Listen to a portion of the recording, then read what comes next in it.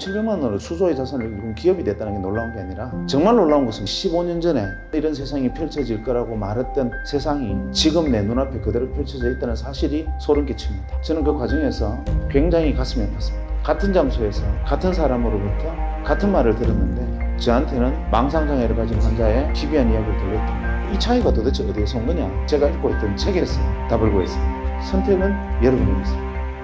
남들보다 뒤처지고 하는 일마다 안 풀리는 지독한 슬럼프에 빠져보신 적 있으신가요? 저는 투자 슬럼프로 모은 돈 모두를 날리고 개인적인 비극을 동시에 겪으면서 좌절을 넘어 인간의 추악한 심연까지 추락했던 시절이 있습니다. 그때 저를 다시 살아가게 만들어준 것이 바로 이 강연입니다. 이 강연은 시중에 널리고 널린 흔한 강연이 아닙니다. 자본의 역사에서 패러다임이 바뀌는 순간에 우리가 나아가야 할 방향은 무엇인가와 같은 삶의 본질을 건드린다고 감히 말씀드릴 수 있습니다. 더불어 일희일비하는 투자가 아닌 궁극적인 투자의 핵심은 무엇인가를 이야기하는 명강의 중에 명강의입니다. 영상을 끝까지 다 보신다면 아마 여러분들도 제가 느꼈던 말로 형용할 수 없을 정도의 영감과 깨우침을 받을 것이라고 장담합니다. 인생을 뒤바꿀 시골 의사 박경철님의 최고의 강연 지금부터 시작합니다.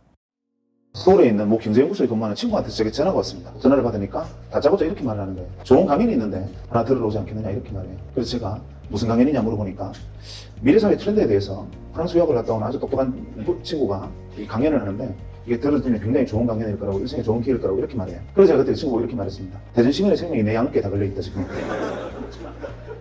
지금 경제 강연 들으러 간다고 병원 비워놓고 갈 상황이 아니다. 말 같지도 않은 소리 하지 말라. 전화를 끊으려니까 이 친구가 뭐 하느냐면은 이 강연을 안 들으면 평생 후회할 거래요. 그래도 제가 시끄럽다고 전화를 끊었죠. 그런데 사람이 자기에게 좀 못난 사람들은 누가 평생 후회한다는 둥, 일생일대의 기회라는 둥 이런 말을 하면 그 말이 귓가에 계속 맴돕니다. 그래서 누굴 데려갈까 고민을 하다가 아무리 사방을 돌아봐도 그 시간에 강연 들어갈 친구가 없어요. 평일날 오후 3시에 하는 강연에 참석할 직장 다니는 멀쩡한 친구가 누가 있겠습니까? 그래서 고민하다가 한 명이 딱 합축이 됐는데 그게 누구였느냐 하면 텍사스 주립대학에서 MBA를 마치고 와서 1년째 백수하던 친구가 있었어요. 그래서 이 친구한테 전화를 했습니다. 강연 들으러 같이 안 갈래? 언제 어디서 하는 무슨 강연이냐 물어보지도 않고 그래 가자 그러는데 이 친구가 동대구에서 기차를 타고 대전역으로 오고 저는 대전역에서 만나서 같이 서울 연구소로 왔습니다. 연구소 강연장에 들었으니까 박사급 연구원들이 쭉 앉아 있었는데 이분들이 좋게 말하면 프라이드고 나쁘게 말하면 자만심이 이 폐소까지 부풀어 있는 사람들입니다. 한국 최고의 경제연구소에 있다는 사실만으로 어깨에 풍선이 이만큼 들어있던 사람들이었습니다. 그래서 자만심이 엄청난 곳이었죠. 그 정도로 이 교만함에 있어 프라이드가 강한 사람들이 쭉 앉아있었고 저희들은 외부에서 청강에 있으니까 제일 뒤에 앉았습니다. 그 순간에 연자가 이렇게 문을 열고 들어왔는데 연자가 와서 이 무대에 올라오는 순간 이분들이 불쾌한 기색이 역력해지면서 갑자기 헛기침이 나오고 저건 뭐냐 그러고 어수선하고 소란을 내주기 시작했습니다. 이유가 뭐냐면 연자가 복장이 너무 황당했기 때문에 그렇습니다. 그때니까 지금 13년 전이면 15년 전이면 그때는 길거리에 다닐 때 양복도 다들 검은 양복에 흰색 와이셔츠 입고 다닐 때입니다. 그런데 강연하러 와서 찢어진 청바지에 무릎이 다 나왔고 UCLA 적힌 티셔츠에 뉴욕 양키스 모자를 쓰고 등장합니다. 지금도 그 연구소에는 그렇게 강연하러 가는 사람이 없습니다. 제 정도 복장도 굉장히 파격적인 복장입니다. 그런데 그런 복장으로 나타났으니까 이분들은 모욕당했다고 생각하는 거죠. 어디서 저런 날건달 같은 놈이 강연하러 왔느냐 뭐 이런 생각을 하는 겁니다. 그래서 뭔가 불편한 기색들이 역력했는데 문제는 강연이 시작되고 터졌습니다. 강연이 시작되고 얼마 안 돼서 한 10분 정도 지나니까 뒷줄부터 한 명씩 일어서서 나가기 시작했는데 한 30분 정도 지나니까 다 나가고 저희들만 달랑 남았습니다. 그 이유는 강연 내용에 문제가 있었기 때문인데 아무리 강연 내용에 문제가 있어도 그렇지 전원이 퇴장해버리는 경우는 놀라운 일이죠. 외부에서 저희들은 제일 뒤에 있을 때 연구소 순환버스가 안 들어오면 못 나가니까 그냥 끝까지 앉아있었고 나머지는 다 나갔습니다. 이유가 뭐냐면 이분이 들어와서 강연하는데 강연 주제가 기가 막혔습니다. 제일 먼저 칠판에 제목을 적었어요. 뭐라고 적었냐면 WWW 이렇게 적더니만 다짜고짜 뭘 하냐면 거리 멀지 않은 미래에 이 W 세상이 온다는 겁니다. 그리고 이 안에는 은행도 들어오고 증권사도 들어오고 이걸로 핵무기도 만들고 전쟁도 이걸로 한다는 겁니다. 딱 들으면서 저는 어떤 생각을 했느냐면 제 친구 테트리스 게임 개발하다 미쳤구나. 혹은 망상장애와 같은 정신질환이 있구나 이렇게 생각했어요. 저뿐만 아니라 트렌드나 경제, 그 현상을 연구하는 전문학자들도 저는 저거 과대망상증 환자다라고 배척하고 다 일어나 나가버렸습니다. 93년도에는 이런 이야기를 하면 그것은 정신병자입니다. 그때 당시에 웹의 개념이라는 이런 그래픽 기반의 웹 서비스가 이루어질 것이라고는 아무도 상상하지 못하는 시절에 이 사람이 조만간에 그런 세상이 온다고 얘기를 하는 겁니다. 강연이 끝나고 연자가 너무 반응들이 황당했으니까 자기도 민망해서 머리를 긁으면서 그냥 문을 열고 나가는데 아무도 박수 친 사람도 없었고 아마 그 연구소에 그 전에도 그 위에도 그런 일은 없었을 겁니다. 그래서 초대했더니 연구소 친구 보고 이따위 강연을 들으려고 지금 대전 시민을 내팽개쳐두고 내가 얘기 안 되셔야 되느냐 강연했더니만 연구소 친구가 자기도 이럴 줄 몰랐대요. 미안하다 이거야. 할 수 없다 나가서 이제 저녁이나 먹고 놀러 가자 하고 이제 일어서는 순간 갑자기 제 오른쪽에 앉아있던 백수가 자리를 팍 차고 일어서더니만 저보고 빨리 돈 10만 원만 달래야. 10만 원은 뭐하게 그러니까 너네들끼리 지내는 따로 걸어라. 나는 저 W하고 이야기 좀 하고 가야 되겠다. 따로 갈게. 경비 좀 돼. 이렇게. 네가 저 사람 보고 무슨 얘기를 하느냐 이러니까 강연에 깊은 감명을 받았대. 내가 볼 때는 니나 자나 상태가 비슷하다. 너네들끼리 이야기해봤자 도움 안 되니까 그냥 가서 저녁 먹고 집에 같이 가자. 이러니까 막무가내예요. 그래서 할 수 없이 이 경비 예비를 좀 떼주고 우리는 같이 친구하고 저녁 먹고 저는 그 길로 대전에 내려가 버렸어. 그런데 문제의 백수가 어떻게 했느냐 하면 문을 열고 뛰어나가서 W가 주차장에서 차를 달리고 시동을 거는 순간 차 문을 열어제친 겁니다. 잠깐만요. W가 놀라서 왜 이러십니까 하고 뒤를 고개를 돌아보니까 백수가 그를 쳐다보면서 이렇게 말했습니다. 저는 W를 믿습니다. W가 믿어주시는 건 감사한데 왜 이러시나요? 그러니까 저를 W의 세상으로 인도해 주십시오. 옥신각신하다가 W가 납치됐습니다. 어디로 갔느냐 하면 마포의 공동모텔이에 지금은 많이 없어졌지만 그때 주먹구이집이라 그래서 이렇게 불판에 고기 구워 먹는 집들이 많았습니다. 거기에 끌려가서 새벽 2시까지 백수에게 풀려나지를 못했습니다. 백수가 가진 건 인내심밖에 없죠. 끝까지 물고 늘어졌습니다. 나중에는 W가 제게 원하는 게 뭡니까? 왜 이러십니까?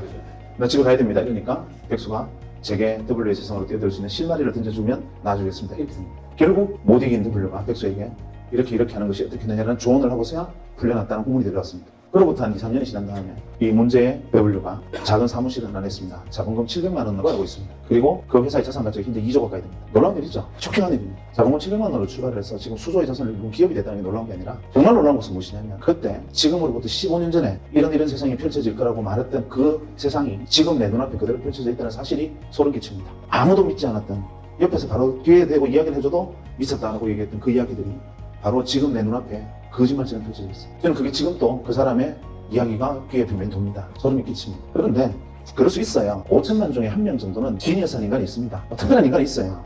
한치 앞에 운명을 내다 분들은 무당도 있는데 그럴 수도 있어요. 문제는 백수입니다. 이놈이 헤어지고 한 3주쯤 있다 전화 받습니다. 병원으로. 다짜고짜 지고 이러는 겁니다. 월급 받았나? 승격하지 않습니까? 제가 처벌급 받은 거는 당연히 받았을 텐데 그걸 왜 지가 저한테 묻습니까? 그걸 받기는 받았는데 왜 그러니까? 그 돈 내 빌려줘 이러는 거예요. 좀 심하지 않습니까? 남 처벌급을 자기 빌려달라 말 같지도 않은 소리 하지 마라 이러니까 꼭 자기한테 빌려줘야 된대요. 사실 솔직히 말해서 백수가 빌려도 이 말은 그냥 도 이 말이잖아요. 나중에 내가 돈 좀 벌면 생각하자 지금 안 된다 이러니까 하는 말이 지금 그 돈을 빌려주든지 자기하고 30년간의 인간관계를 끊으래. 마음으로는 끊고 싶죠. 우여곡절 끝에 제가 받았던 처벌급 중에 60만 원에 제가 최소 생계비를 지불하고 이놈한테 다 뺏겼습니다. 지금도 그것만 생각하면 뼈가 아픕니다. 어쨌거나 제 돈을 빌려갔어요. 그리고 이 녀석이 무슨 짓을 했느냐면 작은 방을 하나 빌리고 거기서 사업을 시작했습니다. 그래도 또 좀 시간이 지나서 제가 전화가 왔습니다. 한동안 연락이 없다 전화를 받았는데 여보세요 하니까 내다 이러는데 그런 목소리예요. 그래서 제가 전화 받자마자 나 돈 없다 이러니까 돈 이야기가 아니니까 안심하래요. 그럼 왜 전화했냐 그러니까 자기가 제 돈 빌려 사업을 시작했는데 그거를 좀 도와줘야 되겠대요. 돈 말고 내가 뭘 도와주냐 그러니까 아주 단순하니까 주소만 하나 만들면 된대요. 그게 무슨 주소 그러니까 그건 아니고 굉장히 단순한 건데 가상 주소를 하나 만드는데 그 이유서는 뭐냐면 편지를 주고받는데 필요한 거예요. 내용을 듣고 보니 지금으로 말하면 이메일 시스템을 운영을 하는데 거기에 이제 아이디를 만들어라 이 말입니다. 그래서 제가 첫 번째 바로 이렇게 말했습니다. 니 내 돈 빌려서 거지 됐나? 냉철한 지성과 합리적인 판단력으로 볼 때 너는 무조건 망한다. 왜냐하면 내가 세 가지만 물어볼게. 첫째, 너 1년에 편지 몇 통 쓰냐? 네가 1년에 편지 3통 이상 쓰면 내 손에 장을 지진다. 대개의 사람이 다 그럴 텐데 그거를 컴퓨터를 통해서 편지를 주고받는 사업이 되겠나? 무조건 안 된다. 두 번째, 설령 편지를 3통 이상 쓰는 사람이 있다 치자. 그래도 목표값 30원이 아까워서 그걸 컴퓨터를 해서 쓰겠나? 셋째, 편지란 자고로 6필로 쓰는 거다. 이 사업은 무조건 안 되는 사업이다. 하니까 이 친구가 하는 말이 W가 말씀하시기를 에브리바디가 컴퓨터로 편지를 쓰는 날이 온다 했다는 거예요. 그래서 제가 그날 내가 너를 데려간 내 업보다 하고 어쩔 수 없이 아이디를 하나 만들어줬습니다. 또 시간이 흘렀습니다. 그 다음에 저희 병원에 전용선이 들어왔습니다. 어디에 젊은이 들어왔느냐? 종합병원에 젊은이 들어왔습니다. 정부기관하고. 행정 전산망 사업 때문에 정부와 종합병원에 시범적으로 인터넷 전용선들이 깔리기 시작했어요. 들어오기는 들어왔는데 책상 위에 정부 지원 컴퓨터도 올라왔고 전용선이라는 게 깔려있는데 대체 이거는 쓸데가 없었습니다. 기껏 한다는 게 하이텔을 접속하는데 조금 빨랐다는 거. 그렇게 컴퓨터를 방치해두고 있는 어느 날 자기가 또 백수가 전화와서 뭘 하나 어떻게 해라 해서 그냥 뭐 어떻게 했습니다. 내려오고 난 다음에 무심코 하루는 컴퓨터를 딱 켜니까 갑자기 바이러스 먹은 것처럼 크다는 창이 하나 붕 뜨더니만 산신령 그림이 하나 나타나고 산신령이 편지를 들고 있는 그림이 나타나요. 그러면서 편지가 왔습니다 하면서 산신령이 이렇게 편지를 흔들어요. 이게 뭐야 하고 클릭을 하니까 동창회 소집 공고 제목이 이렇게 되어 있는데 이놈이 한다는 짓이 기껏 한다는 짓이 이거구나 하고 투덜거리며 냉소적으로 바라보다가 잠깐 놀랐습니다. 뭐냐면 수십 년이 170명, 수십 년 명단에 170명으로 돼 있어요. 그래서 제가, 170명한테 한 방에 다 보낼 수 있으면 이거는 뭐 그런대로 나쁘진 않네 하고, 거기다가 답장하기 기능을 통해서 모두에게 하시겠습니까? 그때만 해도 그렇게 후진적으로. 답장하기 모두에게 하시겠습니까? 예. 하고, 나는 대전에 무슨 병원인데 너네들 어딨니? 하고 보냈더니만, 이틀 만에 무려 한 7, 80명의 동창으로부터 편지가 쏟아졌어요. 나는 뭐 어디에 있다, 나는 정부에 뭐 과천에 청사에 있다, 이런 식으로 막 연락이 쏟아졌는데, 이거 신기하지 않냐? 되게 반응이 이랬습니다. 알고 보니, 백수가 동창의 명부를 들고, 정부나 대기업, 종합병원 같은 데 전용선이 들어와 있을 만한 곳에 근무하는 친구들을 일일이 전화를 해서 설명하고, 가입하게 하고, 그다음부터 낚시질로 메일을 계속 낚시 메일을 던지고 있습니다. 저도 더 큰 물었던 거죠. 그날 이후로 저희 병원이 진료가 마비가 됐습니다. 이유가 뭐냐면 저희 병원 직원들한테 소개를 했더니만 다들 메일로리에 빠져가지고 지금으로 치면 메신저를 메일을 메신저처럼 사용하는 겁니다. 고마워서 어제 저녁에 뽀뽀하는 거 봤다 이러면 선생님이나 신경 쓰세요. 뭐 이런 식으로 해. 하루 종일 메일놀이 너무 신기하니까 메일놀이를 시작한 거죠. 저희 병원 직원이 다 가입하는 일주일이 안 걸렸습니다. 물론 그 동창들 주변에 있던 사람들도 그랬죠. 그래서 서울도 아니고 대구에서 시작한 전자메일 서비스 회사가 1년 반 만에 250만의 가입자를 모집했습니다. 그리고 99년 초에 골드만삭스라는 외국계 투자사 600억의 지분을 넘겼습니다. 그리고 지금은 포스코 센터 옆에 있는 이렇게 쳐다보기도 어려운 빌딩의 소유주이기도 하고 그 안에 4개의 벤처기업을 거느린 벤처 지주사의 회장으로 변신해 있습니다. 백수가. 그리고 제 돈은 아직 안 갚았습니다. 이쯤 되면 W가 누구인지 백수 친구가 누구인지 궁금하실 겁니다. W는 대한민국 대표 포털 사이트 다음 창업자 이재용님이고 백수 친구분은 국내 최초 웹메일 솔루션 나라비전의 창업자이자 대표이신 한이식님이십니다. 놀라운 일이었죠. 이게 대한민국 최초 상용 메일 서비스였습니다. 정말 엄청난 일이었습니다. 저는 그 과정에서 굉장히 가슴이 아팠습니다. 고통스러웠어요. 옆에 지켜보면서. 왜냐하면 이 친구가 잘 되는 게 배가 아픈 게 아니라 왜 같은 장소에서 같은 사람으로부터 같은 말을 들었는데 자기도 눈이 2개 있고 저도 눈이 2개 있고 귀는 똑같이 2개 달렸고 같은 귀와 같은 눈을 가지고 똑같은 사람으로부터 이야기를 들었는데 왜 백수의 눈에는 인생을 걸고 뛰어들어야 하는 복음으로 들리고 저한테는 마음상장애를 가진 환자의 그냥 기괴한 이야기가 들렸던가. 이게 이해가 안 됐습니다. 왜 이 차이가 도대체 어디서 온 거냐. 혹시나 미국 가서 MBA 한다고 접시 닦고 온 게 통찰력을 넓힌 것이냐 생각해봐도 그건 아니었죠. 왜냐하면 그때 당시 앉아있던 박사과 연구원들 그보다 더 오래 있었을 테니까. 대체 이유가 뭐냐. 고민을 하던 차에 마침 그때 제가 읽고 있던 책에서 답을 구했습니다. 제레미 르프킨 아시죠? 이런 내용이 있었습니다. 인류가 30만 년 전에 출발을 할 때 현생 인류가 가진 자산은 돌돔기가 유일한 거였다. 그런데 한 20-30만 년이 흐르고 난 다음에 인류가 가진 자산은 어마어마하게 문명이 발전했다. 그런데 많은 사람들은 착각하고 있다. 무엇을 착각하고 있느냐면 지난 30년간 태어나서 사라져갔던 모든 인류가 이 문명의 발전에 기여했다고 생각하지만 천만의 말씀입니다. 인류의 문명이 이만큼 오면 0.1%의 창의적 인간이 다른 사람은 보지 못하는 것을 보고 생각하지 못하는 것을 생각하고 다른 사람은 꿈꾸지 못하는 것을 꿈꾸고 여기가 새로운 세상이다라고 어두운 것을 깃발을 꽂으면 0.9%의 통찰력과 직관을 갖춘 안목 있는 인간이 그것을 알아보고 거기에 뛰어들어서 한 배를 타고 등을 밀고 손을 당기면서 이뤄낸 역사다. 1%의 역사다. 이렇게 말합니다. 그래서 제레미 르프킨은 0.1%의 창의적 인간과 그것을 알아보고 협력하고 함께 문명을 건설한 0.9%의 안목 있는 인간, 통찰력 있는 인간, 이 1%가 인류 문명을 이끌었고 나머지 99%를 무엇으로 규정했느냐 하면 잉여인간으로 규정했습니다. 잉여인간이라는 말이 그때 처음 등장했습니다. 가슴이 뜨끔하시죠? 잉여인간, 제레미 르프킨은 거기다 갈로에서 이런 말을 썼습니다. 잉여인간은 올게닉 머티리얼이다. 유기물이라는 거죠. 그냥 섭취, 배설을 반복하고 이산화탄소를 뿜어내는 존재. 그 다음에 때에 따라서는 자연계로 돌아가서 동물성 사료가 되기도 하는 그런 존재의 99%. 그래서 항상 0.1%가 새로운 것을 주장하면 0.9%가 함께 그것을 이뤄내고 나머지 99%는 매번 세상 참 좋아졌다. 옛날에 이렇지 않았는데 세상 참 놀랍군. 엄청난 일이야. 계속 이런 말만 하면서 따라오는 사람들 99%로 구성되기 때문이죠. 그걸 보니까 답이 딱 떨어졌습니다. W는 0.1%였고 제 친구 백수는 0.9%에 속했고 저는 잉여인간이었던 거예요. 인정하기 싫었지만 인정하지 않을 수 없었고 그게 사실이었습니다. 근데 그게 슬프지요. 나를 유기물이라는데 내가 이성이 없는 임팔라 따위하고 저하고 같은 존재라는데 기가 막히죠. 그래서 어떻게 하면 이걸 벗어날 수 있을까? 지금 이번에 90년대에 일어나고 있는 이 엄청난 현상들, 변화들 이것만이 일시적인 현상이냐? 제레미 르프킨 역시도 지금 현재 변하고 있는 이 모습만 보고 그 소리 하는 건 아니냐? 과거에도 진짜 그랬나? 이게 궁금했습니다. 그래서 레트로레이드하게 뒤집어 보니까 구구절절이 국면이 바로 제레미 르프킨 이야기와 일치했습니다. 대표적인 예로 경제사만 하나 놓고 보면 한 200년 전에 산업혁명이 일어났습니다. 아시는 분 아시겠지만 공작기계에 대한 산업특허 1호는 방적기계입니다. 그러니까 모직을 생산하는 기계죠. 모든 사람이 배틀에서 시루가 나주를 엮어서 모직을 생산하던 영국에서는 양털은 나왔지만 그것을 가공할 능력이 없어서 길 건너 있는 이 네덜란드로 가서 이 모직물을 생산해서 도로 가져오면서 엄청난 옷값이, 이 모직값이 엄청나게 비쌀 때였습니다. 아무나 입지 못하던 것을 기계를 통해서 대량 생산한다니 이거는 세상을 뒤집는 혁명과 가까운 얘기였습니다. 창의적이죠. 그 기계를 만든 W는 획기적인 물건을 개발한 겁니다. 문제는 다른 사람들은 다 그냥 그런 게 있나 보다 하는데 그때 당시 글래스고에 그 공장이 처음 만들어졌을 때 주변에서 감자밭을 하던 사람들 중에 일부가 이렇게 생각합니다. 저는 W다. 저거 세상 뒤집겠다. 산업을 중심이 되겠다. 나도 저기 뛰어들 방법이 없을까? 고민을 합니다. 그러다가 어디에 주목을 하느냐면 소가덕에나도 기계를 만들 자가는 없으니 모직 생산이 잘 되면 아무리 기계가 잘 돌아가 봐야 양틀 없으면 안 된다. 대개 천재들의 가장 큰 단점은 좌우를 돌아보지 않는 거예요. 공장은 지어놓고 양틀을 어디서 가져올지 생각을 하지 않고 우선 지금 가져오듯이 그냥 하면 되겠지 생각하지만 그것을 딱 착안한 일부 감자밭을 하던 사람들이 감자밭을 갈아엎고 양목장을 시작합니다. 모직 생산 어마어마한 속도로 인기를 끌고 양틀이 대량으로 필요해지면서 어마어마한 부를 양목장주들이 가져갑니다. 뒤늦게 너도 나도 감자밭을 갈아엎고 양목장들을 하는 바람에 영국에 감자파동이 일어나요. 감자기근으로 영국 아일랜드 같은 경우에 거의 절반이 감자파동으로 죽는데 이유는 바로 모직 때문에. 전부 양목장을 하는 바람에 사람이 먹을 감자가 없어져서 감자기근 들고 결국 굶어 죽게 생긴 사람들이 감자를 훔치게 되고 결국에는 감자를 훔치면 교수형에 처한다는 법이 만들어지고 영국의 길거리에는 교수형에 처해진 몸에 드는 시체들이 줄줄이 늘린 상황. 그 가혹한 상황을 두고 토마스 모가 유토피아였습니다. 어쨌거나 간에 그만큼 한 명의 생각이 세상의 사회사까지 뒤집어 버립니다.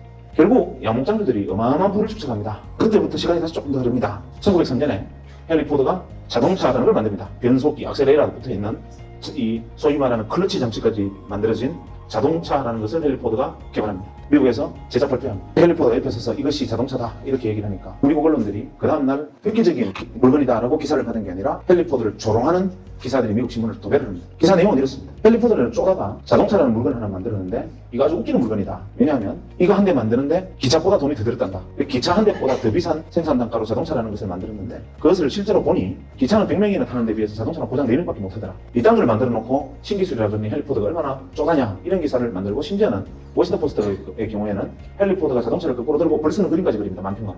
헨리 포드가 투자자를 모집하려 하는데 못 구합니다. 아무도 그 사업에 뛰어들지 않죠.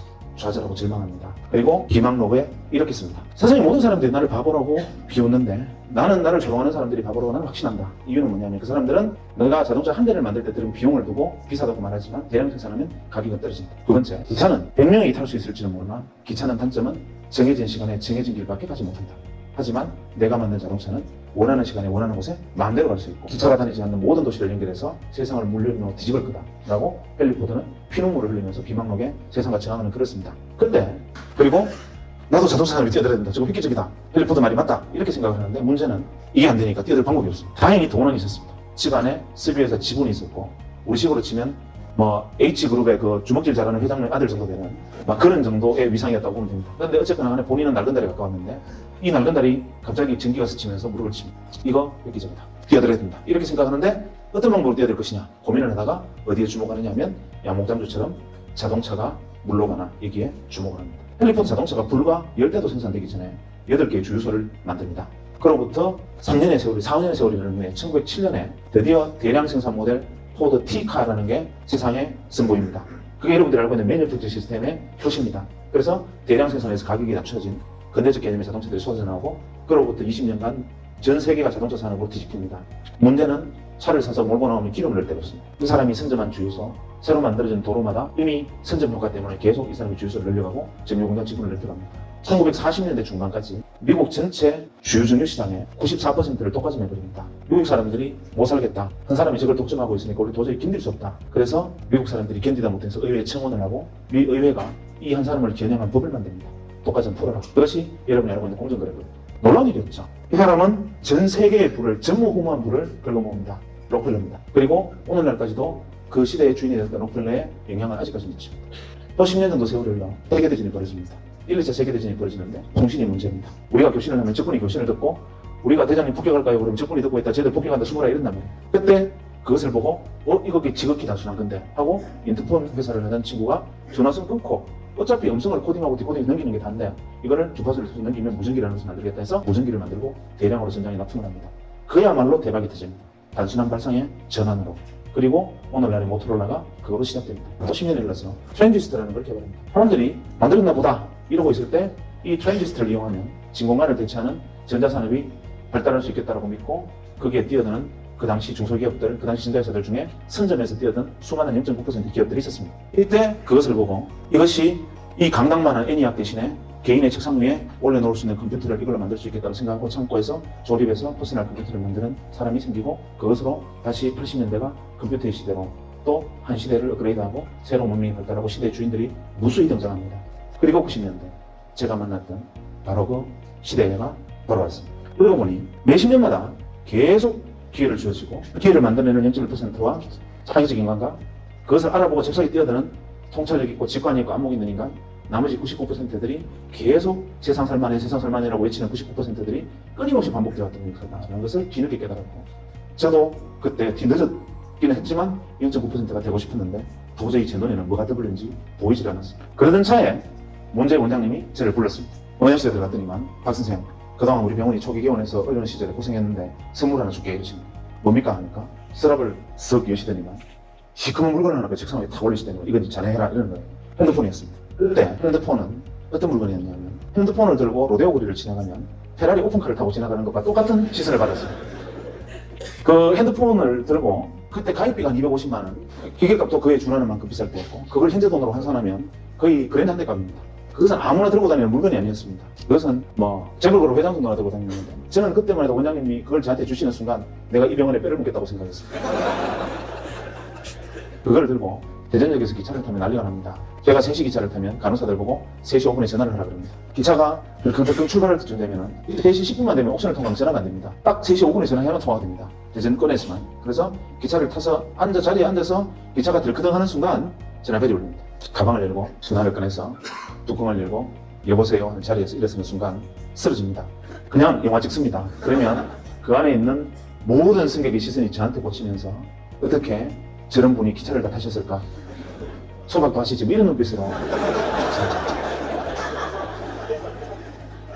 그런 물건이었어요. 그거를 들고 친구들 모임에 가서 자랑을 했습니다. 너네들 이게 뭔지 아냐? 핸드폰인데 구경해봤나? 이러니까 다들 막 신기해서 막 만지는, 이제 애들이 만지는 걸 보고 제가 이렇게 말했습니다. 야, 지금은 우리가 삐삐를 차고 다니지만 그리 멀지 않아서 언젠가 이놈도 좀 싸지면 우리도 핸드폰 다 들고 다니는 시절이 오지 않겠냐? 이렇게 무심코 말을 했는데 제 친구들이 전부 다 하나같이 무슨 소리 하느냐는 거예요. 바보 아니냐는 겁니다. 왜냐하면 7,000원만 내면 삐삐를 주고 한 달에 2,000원, 3,000원만 내면 한 달 내내 마음대로 쓸 수 있고 말하도 가도 삐삐가 터지는데 뭐 하려고 그 큰 거를 들고 다니면서 비싼 통화를 보면서 들고 다니느냐. 삐삐만 해도 충분하다. 이건 핸드폰이라는 것은 상용화될 수 있는 물건이 아니다. 다들 놀랍게도 전원이 반응이 그랬습니다. 그 순간 대답을 기시감을 느꼈습니다. 이거 어디서 봤는데 이 장면을 내가 어디서 지금 예전에 어디서 한번 경험한 듯한데 이게 뭐지? 하고 생각해 보니까 예전에 해리포터의 자서전에서 읽었던 해리포터의 이야기를 100년이 지난 다음에 자동차 대신 핸드폰이 되고 서로 친구들과 제가 이야기를 주고받고 있다는 사실을 깨달았습니다. 그래 이게 W구나. 갑자기 눈이 번쩍 뜨는 거죠. 그리고 뒤도 돌아보지 않고 병원으로 달려가서 총무과에 전화를 했습니다. 이거 어디서 샀느냐 물어보니까 한국이동통신 주식회사라는 회사가 있는데 거기 가입을 했고 기계는 모토로라는 미국 회사네. 그 길로 이게 뛰어들어야 된다 생각을 했지만 뛰어들 방법이 없죠. 배운 거는 칼질하는 것밖에 없는데 제가 그걸 할 수 있는 방법은 없고 그렇다고 가운 벗고 이동통신 대리점 할 수도 없고 이걸 어떻게 하면 될까 생각을 고민하다가 이 회사에 주식을 사면 되겠다. 이 회사에 주식 투자를 해보려고 주식을 사보려고 보니까 공기업이라서 거래가 안 돼요. 그때 한국이동통신, 지금 SK텔레콤 전신은 공기업이었습니다. 그런데 마침 SK그룹으로 넘어간다는 소리에 한국이동통신 주식회사를 다니던 사람들이 자기가 가지고 있던 자사주를 명동 사채시장에 내다 팔고 있었습니다. 저는 사실 그때 그 내용을 정확히는 이해를 못했지만 왠지 뛰어들어야 된다고 생각했고 가서 월급만 받으면 제 생활비를 제하고는 가서 무조건 그때 그 한국이동통신 자사주를 샀습니다. 그리고 바로 얼마 돼서 SK텔레콤으로 SK로 넘어가서 SK텔레콤이 되고 주식시장에 상장이 됐는데 무려 6만 5천 원이 된 거예요. 야 이거다 라고 생각을 했으나 W에 올라탔는데 3배의 수익을 냈다는 것 자체로 W라고 보기 좀 어렵지 않습니까? 그래서 이게 W가 아니었나? 이렇게 생각하다가 아니야 W 맞을 거야 생각하고 그래도 6만 원을 해도 사자 하고 월급 생기면 주식을 샀습니다. 주식을 산 게 아니라 사실은 제가 순간 믿었던 W라는 곳에 뛰어드는 차비 티켓으로 생각하고 그냥 샀죠. 3, 4년이 지난 다음에 99년 말에 이제 한 시대가 끝났구나 이제는 그만하자 하고 털고 나올 때 그걸 다 주식을 매도할 때 520만 원이 돼 있었어요. 그러니까 2만 원에 산 주식이 520만 원이 돼 있었던 거죠. 세상 사람들이 저보고 그때부터 주신이라고 불렀습니다. 주식 투자의 대가다. 저는 억울했습니다. 나는 주식 투자를 한 게 아니고 정말 내가 그 순간 우연히 다행스럽게 지나가는 마지막 W 버스를 아슬아슬하게 뛰어들어서 범퍼 위에 올라타서 딱 붙어서 그 버스에 올라타고 다행히 다음 정거장으로 갈 수 있었던 것뿐인데 그거를 주식 투자라고 오해를 했습니다. 그래서 모 방송국에서 의사 한 사람이 이동통신 주식을 사서 대박 터졌다라는 소문을 듣고 왔다고 취재를 요청하는 거예요. 저 아닙니다. 어느 뭐로 봐서 제가 핸드폰과 하게 생겼습니까? 이렇게 거절을 했었는데 알고 왔다는 거예요. 그래서 혹시나 그냥 나갈까봐 약속을 했죠. 그것이 알고 싶다처럼 탁장 밑으로 다리만 찍고 이름하고 이름 소속은 바꿔서 나가기로 하고 이제 슬리퍼 신은 발만 밑으로 찍기로 하고 했습니다. 그런데 그날 저녁에 뉴스에 의사 출신 주신 이래가지고 얼굴까지 홀라당 다 나와버렸어요. 그래서 그때부터 어쩌다 보니까 밖에 걸려 나와서 이렇게 이야기를 하고 다니지만 저는 계속 항변합니다. 지금도 나는 주식 투자자 아니다. 나는 그냥 W 버스를 올라타기를 기다리는 승차 대기자일 뿐이다. 라고 주장하는 거죠. 그런데 문제는 그걸로 끝난 게 아니고 99년 말에 다행히 그걸 정돈을 하고 그 다음에 약간의 이제 성과가 있었겠죠. 문제는 그 성과가 여러분이 상상하는 것처럼 엄청나게 돈을 번 건 아닙니다. 그런 것은 아니었으나 어쨌거나 간에 티켓을 끊고 3등석에 타는 것은 성공했다. 이런 정도였는데 어쨌거나 그 작은 성과를 낸 다음에 2000년에 바로 고민을 해야 될 거 아닙니까? 왜냐하면 2000년에 새로운 버스가 올 테니까. 자, 내가 이제 99%가 아닌 정말 유기물이 아닌 반드시 1% 안에 들어가는 인간이 확실하다면 2000년대에 새로운 버스가 내 눈에 보여야 되는데 내가 W가 아닌 건 잘 압니다. 많은 사람들이 자기가 창의적인 천재가 아니라는 사실은 본인은 잘 압니다. 이 중에 W가 있으면 앉아있는 태도가 틀립니다. 물구나무를 서 있다든지 아니면 저기 천장에 매달려 있다든지 뭐 다를 겁니다. 아니면 눈빛이 광안이라든지 뭐 이런 뭔가 달라요. 우리는 그 0.1%를 두고 그런 이상한 행동을 하는 돈키호테라고 99%는 돈키호테라고 부릅니다. 그런데 실제로 그런 행동을 하는 사람 중에 99%는 돈키호테가 맞아요. 그게 문제입니다. 그러니까 일개 사단에 돈키호테가 있으면 한 명이 W고 나머지 9,999명은 진짜 또라이거든요. 문제는 안목을 가진 0.5%들은 그 1만 명의 일개 사단의 돈키호테 중에 하나의 W를 발견할 줄 아는 안목을 가진 사람이 통찰력과 직관을 가진 사람이고 나머지 99%들은 보고 저것들 또라이 이렇게 생각해요. 새로운 버스를 올라타지 못하면 저는 다시 99% 유기물을 재확인하는 거니까 올라타야 되겠는데 아무리 사방을 돌아봐도 뭐가 W인지를 보이지가 않았습니다. 내가 보지 못하는 세상을 보고 내 생각이 닿지 못하는 곳에 생각이 미친 사람들이 상상도 할 수 없는 어떤 이야기를 들고 와서 또 뭐라고 주장을 할 텐데 저는 두려운 것이 그 사람 이야기가 돈키호테야 이렇게 들릴까봐 걱정스럽고 그게 안 보이는 게 고민입니다. 지금쯤이면 새로운 또 W가 앞으로 10년 후의 W가 슬슬 실체를 드러내고 보여야 되는데 이게 지금 제 눈에 안 보입니다. 그래서 굉장히 요즘은 마음고생이 심합니다. 어떨 때는 밤에 잠이 안 옵니다. 왜냐하면 이걸 못 보면 불과 1년만 지나면 또 유기물이 되잖아요. 아무래도 안 보였다. 어떻게 하면 좋을까? 고민을 했습니다. 방법은 있죠. 가서 많은 사람들이 이야기를 듣고 내 눈에 안 보이는 건 보이는 사람들이 이야기를 들으면 된다. 그래서 그 이야기를 듣기 위해서 회사를 그만두고 한 10개월간 놀았습니다. 놀면서 무슨 짓을 했느냐 하면 제가 생각할 때 이 사람은 W일지 몰라라고 생각합니다. 나보다 똑똑하고 많이 공부했고 내가 속하지 않았던 집단에 참여하고 있는 사람들을 찾아가서 만나서 이야기를 들었습니다. 대학에서 강의하고 있는 친구 아니면 가서 연극하는 친구 아니면 연구소에 있는 친구 혹은 뭐 기반한 친구 심지어 애니메이션 하는 친구까지 찾아가서 그냥 밥 사주고 술 사주고 이야기 듣고 그래 뭐 니네들 뭐 하고 있냐 뭐 그거 어떻게 보이냐 그 내용이 어떤 거냐 이렇게 10개월간 틈 만나면 점심이건 저녁이건 아침이건 약속으로 사람을 만났습니다. 현자들을 만난 거죠. 내 머리가 안 되면 남의 머리를 빌리면 되니까 한 10달 정도 사람들이 이야기를 만나서 이야기를 듣다 보니까 정리가 좀 됐습니다. 아 이거였구나. 내가 본론은 없었지만 다른 사람 눈을 빌리니까 보였어요. 내가 경험해보지 못한 세상들을 경험해야 되고 내가 몰랐던 세상들은 계속 뛰어들어요. 두려워하지 말고 내가 모르고 있던 것 그 세상 어떻게 돼? 난 그거 잘 몰라. 이러면 들어가 봐야 됩니다. 아니 난 그거 모르는 거야 이러지 말고 그래서 옛날에 현대 경영의 아버지 피터 드러크가 이런 무식한 말을 했습니다. 기계문명의 시대에 합당할 때 이런 말을 했죠. 세상에 가장 어리석은 인간은 자기가 잘하는 것을 제일 잘하는 것을 더 잘하려고 그러지 않고 잘 못하는 것을 잘하려고 노력하는 인간이 제일 무식한 인간이다. 자기가 제일 잘하는 것을 더 잘하려고 노력해서 송곳처럼 뾰족한 사람이 돼야지 잘 못하는 것을 더 하려고 노력하는 것은 어리석은 일이다. 이거 피터 드러크가 얘기합니다. 어느새 우리는 통습을 이야기합니다. 무슨 소리 하느냐? 네가 하고 있는 그것이 그냥 기술 단순한 테크닉으로 찔러가지 않으려면 그것에 통찰을 키워주고 직관을 키워주기 위해서 네가 하고 있는 것들이 아닌 모든 것들을 알고 그런 생각들이 그물처럼 연결되어서 네가 할 수 있는 일에 대해서 거들비로 내려다보는 큰 통찰을 남겨줄 것이다. 통습의 시대다. 옛날에는 송구서의 시대라면 이제는 통습의 시대다. 이렇게 말을 하고 있지 않습니까? 여러분들은 지금 저보다 훨씬 많은 고민에 빠져 있어요. 그래서 지금 여러분은 하루하루가 너무나 소중하고 하루하루가 자기 미래 생활을 결정하는 어떻게 생각하면 정말 오늘 내가 이 자리에서 그냥 가만히 앉아 시간을 보내고 있다는 사실이 진저리가 날 정도로 현재의 모습에 대해서 자각을 해야 됩니다. 제가 이만하면 먹고 살만하지 않습니까? 직업이 의사고 뭐 나름대로 푼난 일도 많이 하고 돈도 좀 벌었는데 뭐가 답답해서 앞으로 10년이 뭘까를 고민하고 또 사람 만나러 다녀야 되겠다 이렇게 생각을 하고 있는데 하물며 여러분은 제가 10년 후에 어떤 W가 있겠습니까? 이제 2년 후에 어떤 것이 주인이 되겠습니까? 라고 물으면 제 생각에는 이렇고 이런 이유로 해서 내가 생각할 때 이것이 새로운 W가 될 것 같아요 라고 이야기할 수 있는 준비가 되어 있느냐 라고 제가 여러분에게 물었을 때 여러분 준비되어 있습니까? 그런 준비가 되어 있어야 되고 최소한 그 준비를 하기 위해서 치열해야 됩니다. 그러기 위해서는 자각과 자기 이해가 필요하고 자기를 철저하게 치열하게 사랑해야 되고 자기를 믿어야 됩니다. 그래서 자기 안에 있는 창의성, 나를 아끼고 사랑하면 내가 가지고 있는 버려진 지능들이나 내가 가지고 있는 작은 것들이 남들이 인정해주지 않는 것 하나하나가 소중하고 그 안에서 내가 잘할 수 있는 것들을 찾아낼 수 있고 그것이 어쩌면 시대의 주인으로 나를 만들어줄지 모릅니다. 제일 중요한 것은 그래서 자기를 사랑하는 거고 그 마음으로 다른 사람을 사랑하고 그 생각들이 여러분의 미래를 만듭니다. 지난해 타임즈의 표준 모델이 누구였든지 기억하고 계시죠? 바로 유. 타임즈 표준 모델이 사람이 아니었고 바로 손가락이 딱 그려져서 유 이렇게 돼 있었죠. 의미심장한 겁니다. 예전에는 특정 엘리트한 사람 원래 인물로 뽑았지만 지난번에 타임즈는 여기 있는 한 사람 한 사람 당신이 바로 원래 인물입니다. 중요한 이야기를 던집니다. 여러분 한 사람 한 사람이 우주고 여러분의 창의성을 어떤 식으로 키워나가느냐에 따라서 여러분 시대의 주인이 될 수도 있고 잉여인간이 될 수도 있습니다. 선택은 여러분에게 있습니다. 여기까지 들으셨다면 이 질문이 떠오를 수밖에 없습니다. W를 찾기 위해서는 통찰력과 직관, 안목을 길러야 한다는 것은 알겠습니다.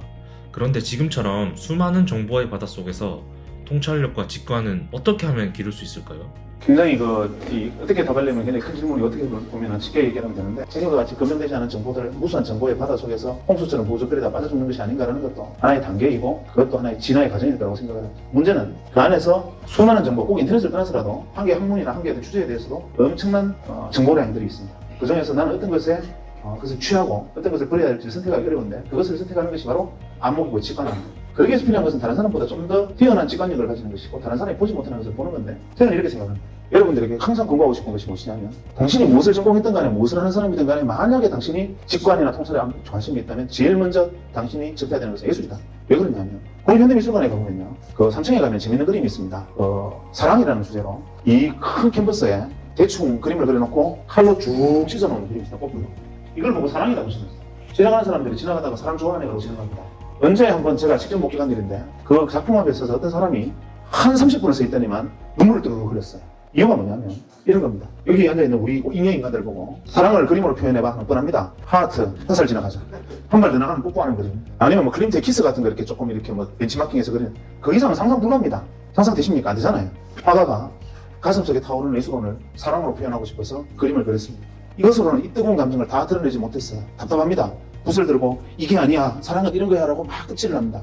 우리 눈으로 보면 황칠입니다. 그래놓고 난 다음에도 화가는 자기가 가슴 속에 있는 뜨거움을 다 표현하지 못했기 때문에 칼로 캔버스를 그어버립니다. 그리고서야 그 사랑이라는 감정에서 영감에서 화가는 해방되고 작품으로 등장해서 걸어놓습니다. 하루에 10,000명이 지나가는 미술관에 9,999만 명이 황칠이네, 이거 미친놈이 그랬구나 하고 지나가는데, 한 사람은 그 앞에서 걸음을 멈추고 부르르 떨면서 그 화가가 사랑이라는 감정 속에서 느꼈던 뜨거운 영감을 교감합니다. 예를 들면 여기 있는 우리 모두가 공짜 영화를 한 편 보면 재밌게 다 봅니다. 왜냐하면 우리가 영화가 재미없다라고 말하는 것은 돈 내고 찾아갔던 데 비해서 크게 재미가 없다지. 그래도 애써 만든 영화가 그냥 볼 때마다 짜증나는 영화 드물지요. 그래서 우리 영화를 보면 재밌습니다. 이유는 이야기하지요, 음악 들려주지요, 배경 보여주지요, 시청 각오로 나는 입만 벌리고 있으면 다 떠먹여줍니다. 무엇을 상상할 여지가 전혀 없습니다. 상상도 하기 전에 지가 먼저 튀어나와서 깜짝깜짝 놀라게 합니다. 그래서 영화를 보면 편합니다. 아무나 재밌습니다. 그런데 같은 주제의 공연을 영화에서 연극으로 바꿔버리면 이 안에 3분의 1은 잡니다. 왜냐하면 배경이 사라지고 정해진 고정된 배경 안에서 두 사람의 대화와 몸짓만으로 효과가 사라진 상태에서 이야기를 하면 우리는 어느새 그것을 받아들이고 영감을 이해하고 받아들이는데 나는 저해감을 느끼는 겁니다. 그것까지는 또 괜찮습니다. 사랑이라는 주제로 연극에서 다시 발레로 가면 이 중에서 2명 빼고 다 잡니다. 왜냐하면 사랑을 표현하는데 말 한마디 없이 갑자기 둘이 막 이렇게 나와서 한 바퀴 빙그러 돌고 픽 쓰러져 버리는 겁니다. 그리고 사랑이라는 거예요.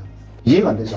왜냐하면 우리는 생략에 익숙지 못하고 풍부하게 들려주는 것에만 익숙해져 있어요. 단순하게 말해서 요즘 여러분들이 애정을 표현하는 방식도 그래요.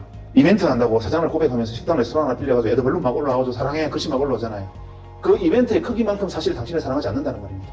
무슨 말이냐면 내가 눈빛으로, 내가 느낌으로, 내가 당신과 같이 내지는 교감으로 그 사랑의 마음을 다 보여주지 못했기 때문에 보여주지 못한 것이 안타까워서 그야말로 생쇼를 하는 겁니다. 가식을 하는 거죠. 눈빛만 보아도 이 사람이 나를 사랑하는지 사랑하지 않는지, 스치만 가도 지나가는 돌뿌리를 하나 발로 차도 그냥 돌을 차고 지나가는 사람과 그 밑에 있는 개미들이 평화가 깨질 것이라고 믿는 사람들, 이렇게 생각하는 것이 다르고 영감과 다르고 포착이 틀리고 감각이 틀립니다. 그래서 여러분들이 살아있는 오감과 육감을 다 깨워야 되고, 지금 여러분들이 의자에 앉아있으면서 엉덩이가 의자에 눌려가지고 엉덩이가 무거운 느낌을 제 말을 들으면서 느끼지요. 왠지 갑자기 엉덩이 압박감이 오지 않습니까? 그런데 우리는 어느새 이런 것들을 잃어버리고 삽니다. 그냥 시청, 귀만 귀, 눈만 눈, 쉽게 보여주는 것들 보면서 나머지 감각을 잊어버려 사는데 온몸의 감각이 시퍼렇게 살아있어야 됩니다. 길을 걸으면서 발바닥에 전해지는 느낌, 우리가 길을 가면 생각하면서 지나가면 무슨 길을 지났는지도 내가 모르고, 지나가 쳐다보면서 무슨 생각을 했는지 모르고, 이런 것이 아니라 오감이 생생하게 살아있고 다른 사람이 보지 못하는 것을 느끼고 생략되고 절제된 그 안에서 그것을 파악할 수 있는 눈을 가진 사람들은 결국 99개의 껍데기 중에서 진짜 한 개의 알곡을 찾아낼 수 있는 통찰을 거기서 키웁니다. 그래서 중요한 것은 무엇이냐면 오히려 예술과 문화, 사회에 관심을 가지고 철학에 집중하고 관심을 가져야 됩니다. 그런 것들이 여러분을 사유하게 하고 그것을 여러분들의 생각을 하나로 모아주고 통습하게 합니다. 그래야 다른 사람보다 앞섭니다. 여러분들이 학문에서 전공하고 열심히 하는 것은 에브리바디가 다 하는 겁니다. 그러나 그들을 앞서기 위해서 내가 더 필요한 것은 뭐냐면 통찰입니다. 통찰은 오감이 혹은 육감이 살아있음으로서만 느낄 수 있어요. 그기 위한 노력과 준비가 필요하고, 그랬을 때 그것이 바로 여러분의 목이 될 겁니다. 제가 처음 이 강연을 들은 뒤 느낀 감정은 씁쓸함이었습니다. 아, 나는 잉여인간 중에서도 잉여인간이었구나. 제 자신에 대한 한계를 명확하게 깨닫게 되었고 제 자신이 너무 초라해졌습니다. 그러나 동시에 내가 가야 할 길이 무엇인지 깨닫게 되었고 거기에서 희망을 느꼈습니다. W를 찾는 것이 투자의 핵심이라는 것은 동의합니다. 그러나 저는 W를 찾고 W에 투자하는 과정에서 현실적인 어려움을 느꼈고 각고의 노력을 통해 저만의 원칙을 만들었습니다. 이 방법이 정답은 아닙니다만 참고하셔서 여러분만의 W를 찾는 원칙을 만드시면 좋겠습니다. 먼저 내가 하고 있는 일, 나의 관심사, 나의 취미 등 내가 속해 있는 분야에서 W를 찾아보세요. 0.1%의 W는 혁신입니다. W를 알아보고 영향을 받거나 투자를 하거나 따라가는 0.9%는 패스트 팔로우고요. 이 메커니즘은 기술 분야뿐만 아니라 모든 분야에서 적용됩니다. 예를 들어 볼까요? 음악에서의 W는 비틀즈가 있죠. 비틀즈의 충격적인 데뷔 이후 0.9%의 패스트 팔로우들이 영향을 받았고 결국 영국 밴드들이 미국을 시작으로 전 세계를 지배했던 적이 있습니다. 패션에서 W는 에디 슬리먼이 있습니다. 남성복은 에디 슬리먼 이전과 이후로 나뉜다고 할 정도로 엄청난 혁신을 일으켰습니다. W는 각 분야에 숨겨져 있습니다. 그러나 우리는 모든 분야에서 통달할 수 없습니다. 이대호 선수가 축구 유망주의 잠재력을 평가하기란 어렵죠. 그러나 야구 유망주는 쉽게 알아볼 수 있을 겁니다.